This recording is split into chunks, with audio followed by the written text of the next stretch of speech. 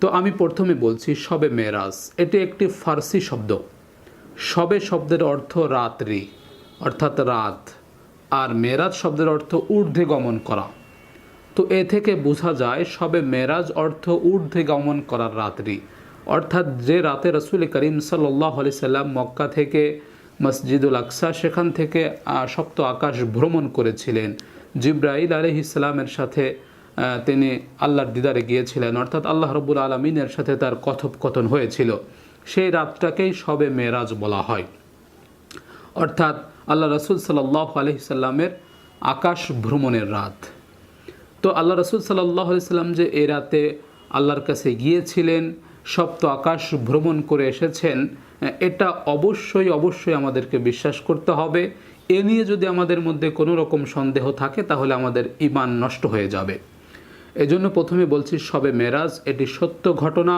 এই ঘটনা অবশ্যই ঘটেছিল রাসূল করিম সাল্লাল্লাহু আলাইহি সাল্লামের হিজরতের কিছুদিন পূর্বে।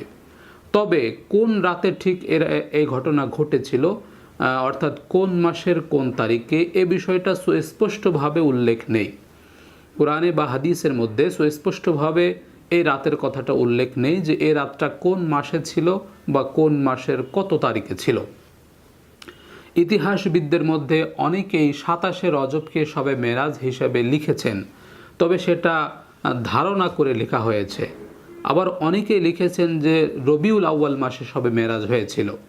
তবে আমাদের দেশে উপমহাদেশে 27শে রজবে শবে মেরাজ হয়েছিল, বিষয়টা এরকম প্রতিষ্ঠিত হয়ে গেছে। যদিও এটা সুস্পষ্টভাবে সত্য নয়, তবে অনেকে ধারণা করেছেন, অনেকে লিখেছেন, অনেকে বক্তৃতা দিয়েছেন। এভাবে আমাদের সমাজের মধ্যে প্রচলিত হয়ে গেছে যে 27শে রজব মানে শবে মেরাজ। তো 27শে রজব আমাদের সামনে চলে আসতেছে, রজব মাস চলতেছে।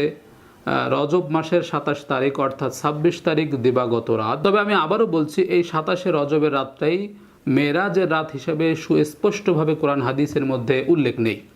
ইতিহাসবিদ যারা রয়েছেন, যারা এ ব্যাপারে লিখেছেন, তারাও সুস্পষ্টভাবে কোনো প্রমাণ উল্লেখ করতে পারেননি যে 27শে রজবেই মেরাজ হয়েছিল কি না।